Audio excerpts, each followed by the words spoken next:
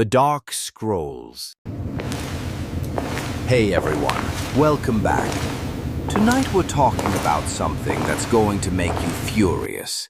So go ahead and get comfortable, maybe dim the lights, and let me tell you about a woman who gave a king exactly what he wanted and got thrown away like garbage the second she did.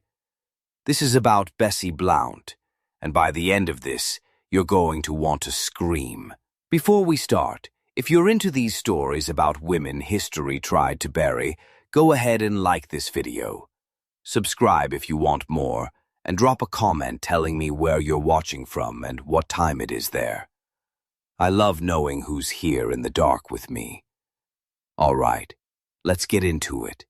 In 1519, a teenage girl gave birth to a baby boy. Healthy, perfect, everything a king could want. The father, Henry VIII of England. The baby, acknowledged, titled, celebrated as the king's first living son. The mother, married off to a stranger within months, removed from court, her name barely whispered again. The boy would grow up knowing his father was king, but never being allowed anywhere near the throne. He'd die at 17, maybe of disease, maybe of something darker. His death would be hushed up so fast it's still suspicious 500 years later. But tonight isn't really about him. It's about Bessie Blount, and the way a whole system treated her like a tool, used when she was useful, erased when she wasn't. Because what they did to Bessie shows you something most history books won't say out loud, that even when women gave kings exactly what they needed, they were still disposable.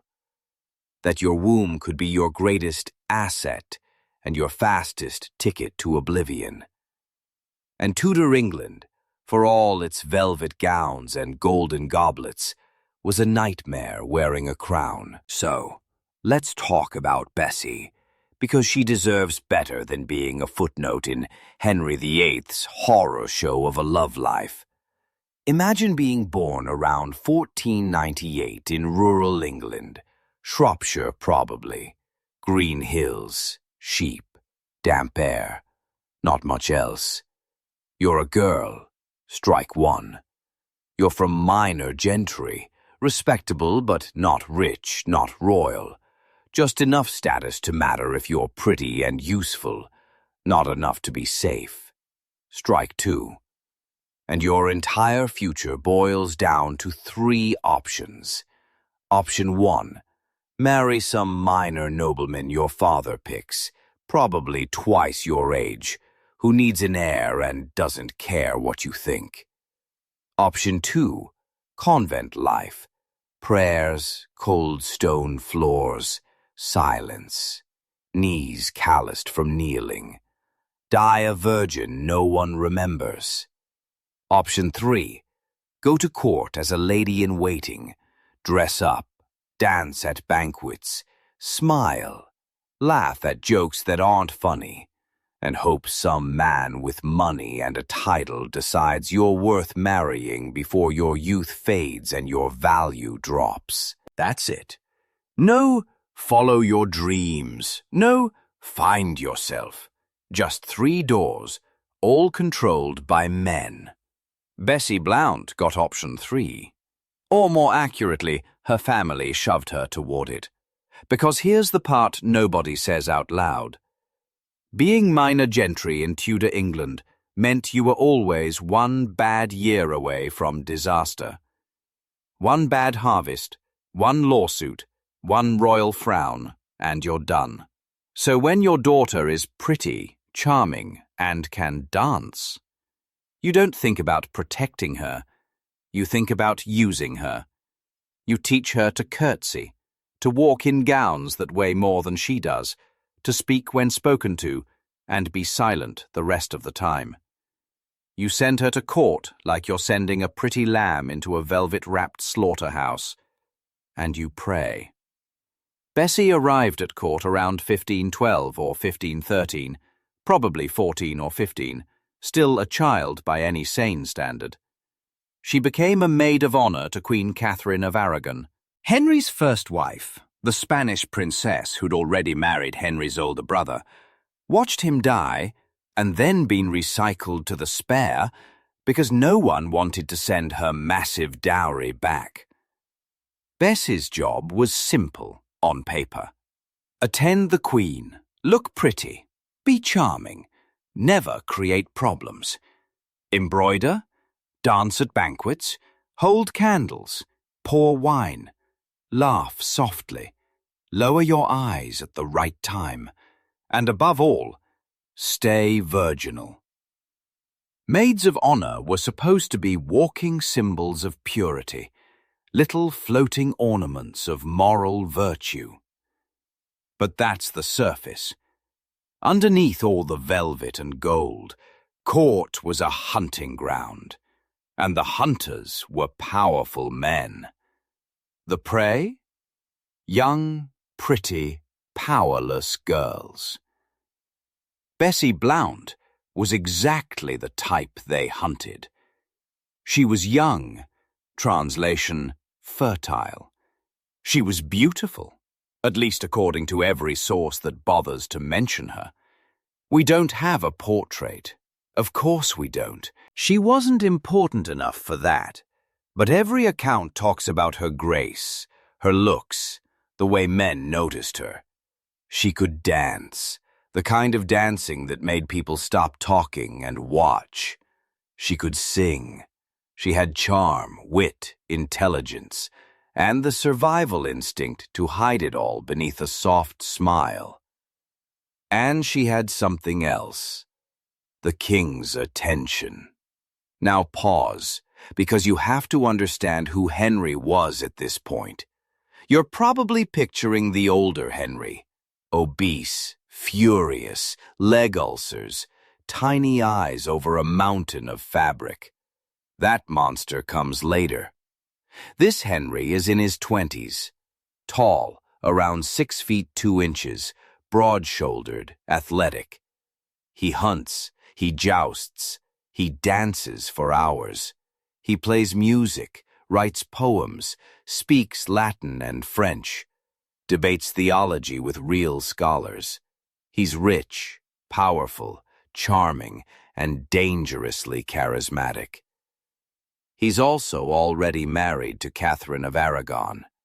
And Catherine, after years of pregnancies, miscarriages, stillbirths, and tiny coffins, has only one living child. Princess Mary. A girl. No sons. In Tudor England, that wasn't just sad. It was terrifying. The Wars of the Roses had ended less than 30 years earlier, England tearing itself apart over who got to wear the crown. Everyone remembered what it looked like when there wasn't a clear heir. Rival claims, executions, chaos. Henry needed a son, a living boy to glue his fragile new dynasty together, and he didn't have one. So he prayed. He blamed Catherine. He consulted astrologers and saints. And while he was waiting for a miracle from his wife's womb, he took comfort where kings usually did, in other women's beds. We don't know the exact moment Henry decided Bessie Blount would be one of those women. History doesn't write down the moment a king chooses to target a teenage girl. Probably around 1514 or 1515. He's in his early 20s. She's maybe 16. And here's where we need to be absolutely clear. This was not a love story. By today's standards, it was grooming and abuse of power. By Tudor standards, it was normal. She was considered marriageable. He was the king. Refusing him wasn't just socially impossible, it was dangerous. If Bessie had said no, what then? Her family could lose their positions. Lands could vanish under some convenient legal issue. Her brother's chances at advancement might evaporate. Her reputation would be shredded.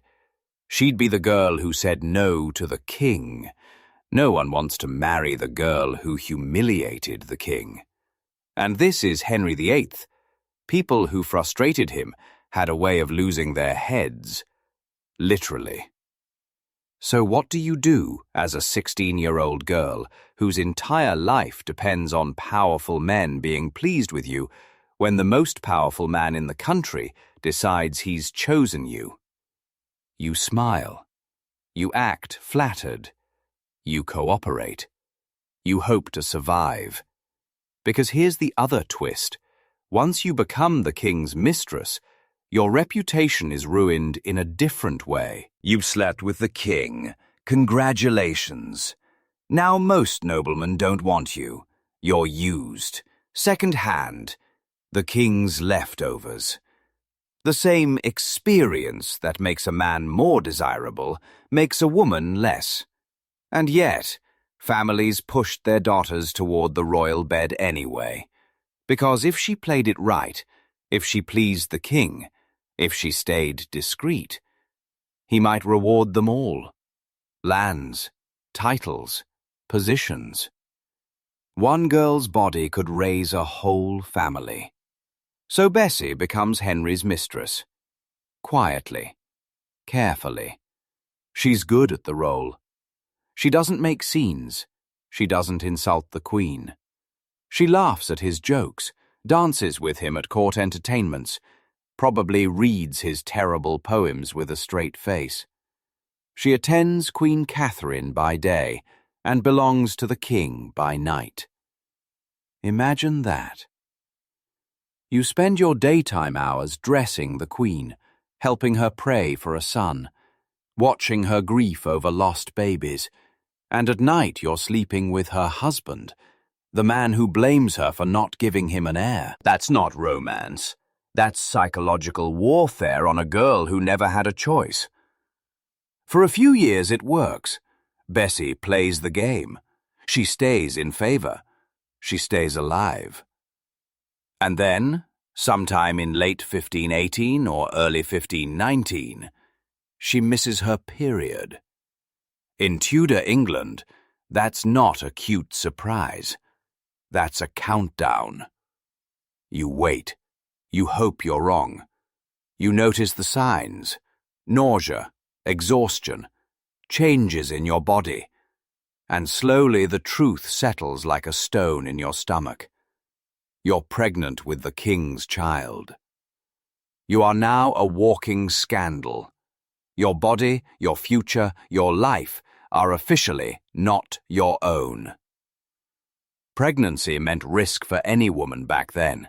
Childbirth killed huge numbers of women. No anesthesia, no antibiotics, no understanding of infection, no C-sections that didn't also kill the mother. If something went wrong, you died. So Bessie isn't just facing gossip.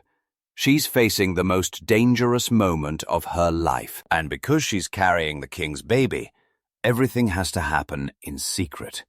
She can't parade her belly around court while she serves the queen. So Henry quietly has her sent away, out of sight, out of London, out of Catherine's orbit. Probably to a country house, maybe a religious house temporarily. Somewhere with midwives and servants who've been paid well and threatened thoroughly. Not her family, not her friends. Just strangers, duty, and fear. She spends months like this, her body changing, the baby moving, the clock ticking toward a moment that could kill her. And the king? He doesn't visit. That would defeat the purpose of hiding her. He's at court, hunting, feasting, praying for a legitimate heir, while his mistress risks her life for his illegitimate one. In the summer of 1519, Bessie goes into labor. We don't need to linger on every scream, every contraction, every tear. Just remember this. Childbirth then was raw, dangerous, and soaked in blood and fear. You were in a hot, shuttered room, surrounded by women and bad medicine, with absolutely no guarantee you'd survive. Bessie does. Against the odds, she survives. And so does the baby, A boy. Loud, strong, healthy. Everything Henry has been begging God for. Henry is delighted. He acknowledges the baby, gives him the name Henry Fitzroy. Henry, son of the king. The standard label for a royal bastard, officially his, but not legitimate. To Henry, this boy is proof that he can father sons, that his body works, that the problem isn't him, it's Catherine. That realization will crack Catherine's world apart later. It will help justify Henry's obsession with divorce, his break from Rome, his destruction of her life. But right now, in 1519, Henry is ecstatic. He celebrates. He gives the boy status, money, attention. And Bessie, she gets discarded. Within months, maybe weeks, of nearly dying to give him that child, Bessie is married off. Not to a great lord, not to a man she chooses, but to a minor nobleman named Gilbert Taleboys from Lincolnshire. Respectable, loyal, and above all, safe. This was her reward. No more court life, no more proximity to power, no more son. Henry keeps Fitzroy.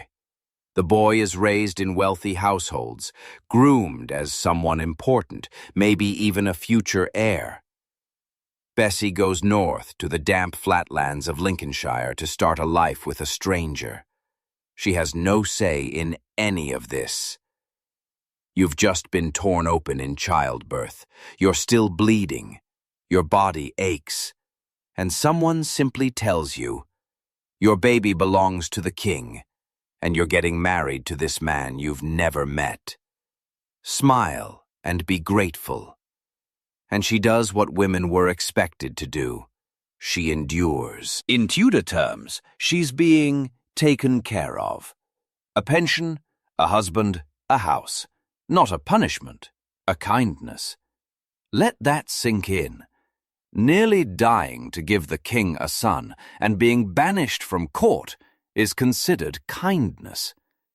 So Bessie settles into her new role, Lady Taleboys. She runs a household, manages servants, oversees food stores, plans meals, supervises her children's upbringing. She has 3 children with Gilbert, Elizabeth, Anne, and George. She goes to church, does needlework, attends local social gatherings, plays the quiet, competent country gentlewoman. On the surface, her life looks fine. But somewhere in the back of her mind she knows, my first child lives in palaces and doesn't know me. When news comes from court about festivities, politics, gossip, do you think she listens for his name, Henry Fitzroy, the king's son, her son? Meanwhile, Henry is weaving a much larger, more violent story with other women's bodies. Look at the pattern. Catherine of Aragon, married to him over 20 years. Pregnant at least 6 times, maybe more. Miscarriages, stillbirths, babies who die within weeks. One surviving child, Mary, a girl. After decades of pain and loyalty, what does Catherine get? He declares their marriage invalid, shoves her aside, separates her from Mary, strips her of her title, exiles her to cold, lonely castles. She dies, alone and sick, far from her child, after a lifetime of trying to give him what he desperately wanted. Anne Boleyn, the woman Henry destroys the entire religious order of his kingdom to marry. He breaks with the Pope, tears England away from Rome, unleashes an earthquake in European politics, because he wants her. She gives him Elizabeth. Miscarriage, another loss. No surviving son. 3 years after he marries her, he has her arrested on trumped-up charges of adultery, incest, treason. The evidence is pathetic. It doesn't matter. He wants her gone. She dies by sword on a scaffold in May 1536. Her daughter is declared illegitimate. Jane Seymour gives Henry what he wants most, a legitimate male heir. Edward. 12 days later, Jane dies of infection after childbirth. He calls her his one true wife and buries himself next to her, praising her for dying before she could disappoint him. Anne of Cleves. Not pretty enough for Henry's taste. He marries her for politics, then has the marriage annulled. She wisely agrees to everything. She survives, living quietly with a good income, because she doesn't resist. Catherine Howard. A teenager married off to a middle-aged, ulcer-ridden king, accused of adultery, executed at maybe 19. Catherine Parr. Intelligent, educated, careful. She survives Henry by submitting when necessary and playing the role he needs. Then she dies, like so many women, from childbirth complications with another man's child. This is the world Bessie has lived in. A world where queens can be cast aside or beheaded for failing to give birth correctly, where pregnancy is both required and deadly, where the most powerful man in the country uses women's bodies as problem-solving tools and then discards them when they break or stop working. Bessie is not a queen. She's even more disposable. And yet, compared to Catherine of Aragon, to Anne Boleyn, to Catherine Howard, she's lucky. She keeps her head. She gets a reasonably good husband. She gets to grow older, quietly. The bar is that low. While Bessie is raising her children in Lincolnshire, her first son, Fitzroy, is being raised like a miniature king. From early on, he has his own household, his own servants, his own tutors. He learns languages, theology, history, riding, jousting, hunting. His life is built around power and expectation. In 1525, when he's about 6, Henry makes it official. Fitzroy is created Duke of Richmond and Somerset, Earl of Nottingham, huge titles. He's given vast estates and income, foreign. Ambassadors notice and start whispering. It looks like the king is preparing to make him heir. Fitzroy is a bastard, but a bastard being groomed for something enormous. And his mother?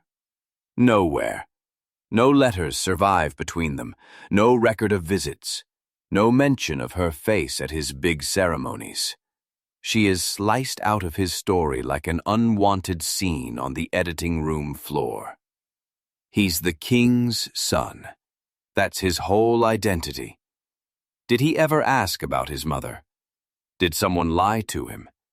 Did they tell him she was dead, or unimportant, or simply gone? We don't know. Because history cares more about his titles than his heart. But imagine Bessie. You're maybe 30, sitting in some chilly room in Lincolnshire, mending a gown, when you hear that your firstborn has just been made a duke, that he has more land and power than your entire family, that ambassadors in far-off capitals know his name. And you can't even say, "That's my son." You can't go to him. You can't write. You can't stand in a crowd and proudly watch him process past. You can only hear about him second-hand and fold that ache back into yourself.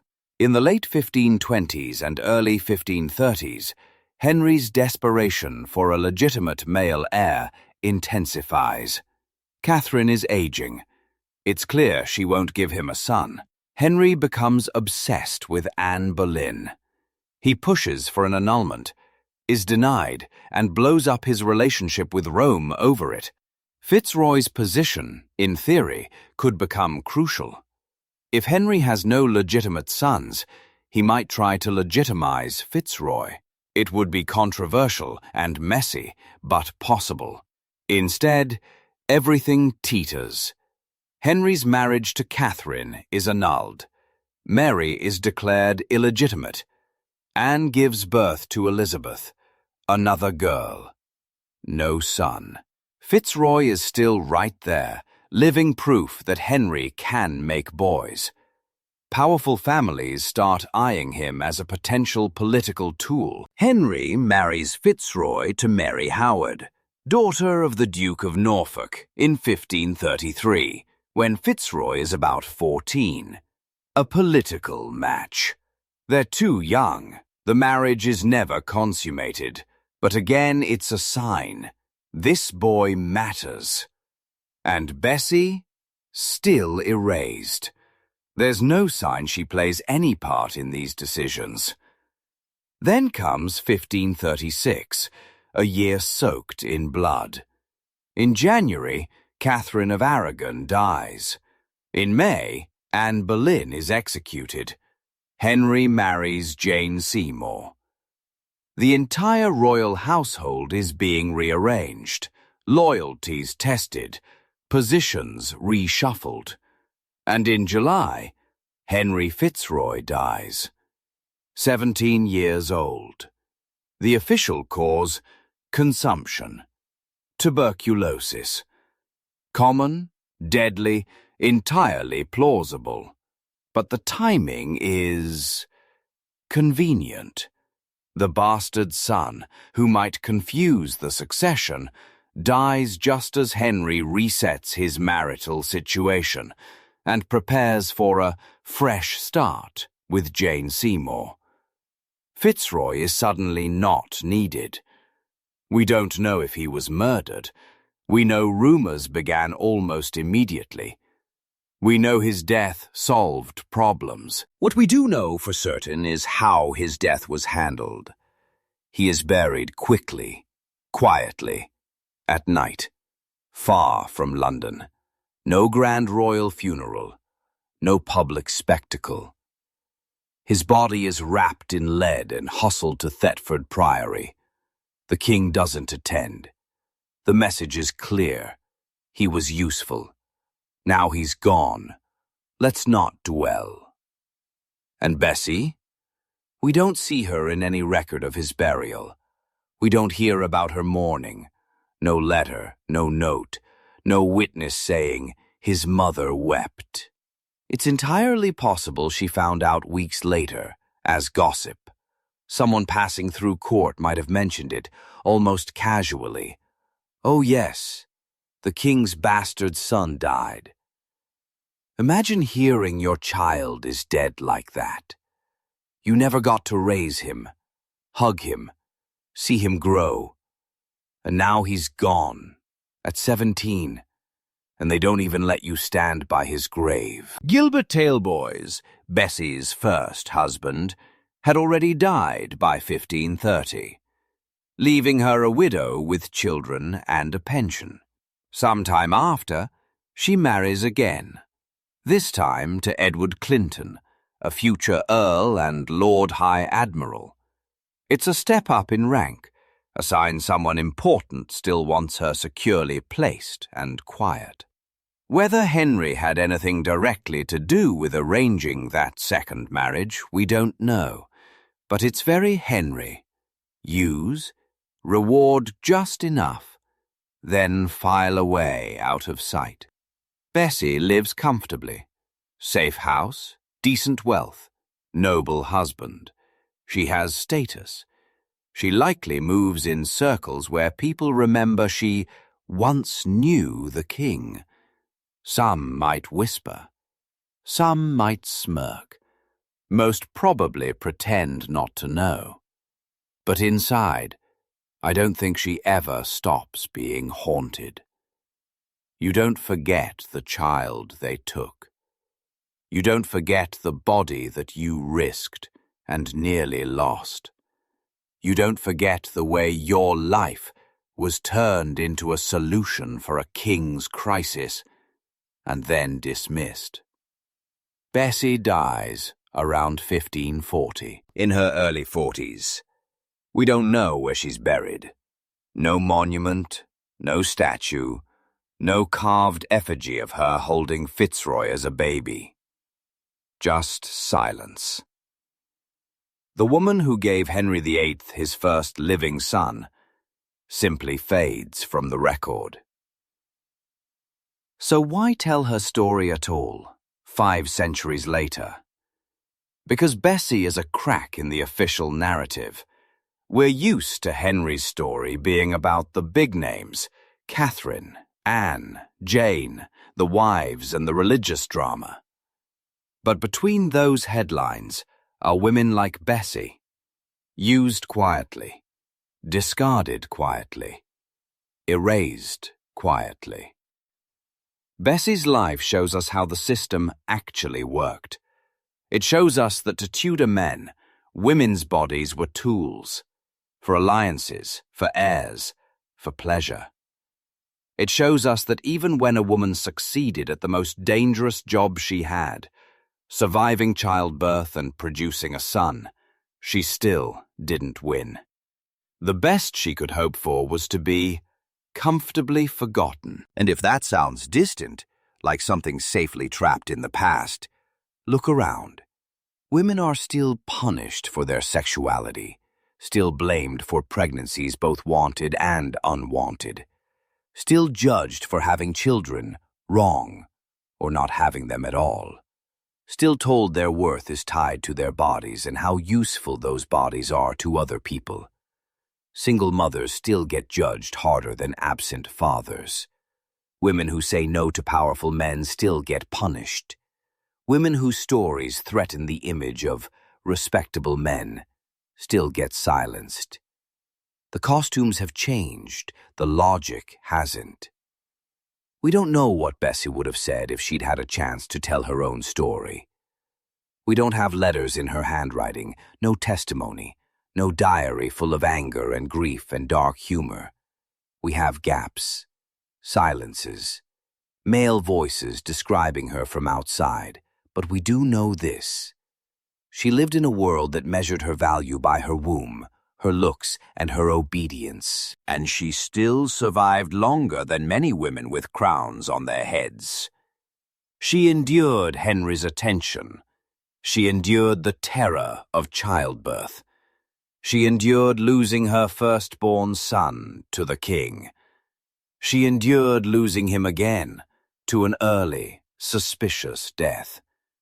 She adapted, remarried, ran households, raised other children, and lived out a life that history decided wasn't important enough to remember. Tonight, we remember her anyway. Not as just a mistress, not as a footnote beneath Henry Fitzroy's name, not as another faceless woman in a king's bed, but as a real person who paid the price of existing in the wrong place, with the wrong face, in front of the wrong man.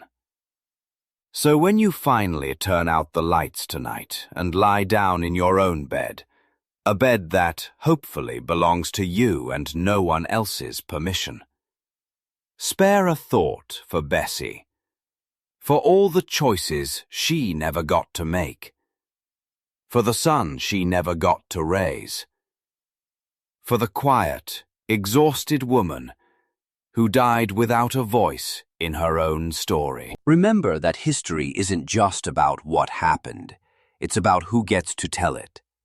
Tonight, we told Bessie's. If her story made you angry or sad, or just a little more awake to the way women's lives get written and erased, hit that like button. Subscribe for more stories about women history tried to bury. And in the comments, tell me, whose story should we dig up next? Which forgotten woman do you want to drag, kicking and furious, back into the light? Because there were so many Bessies. So many women used, discarded, forgotten. So many names we'll never know. The least we can do, for them, and for ourselves, is refuse to let the ones we do know disappear again. Thanks for watching. Subscribe for more.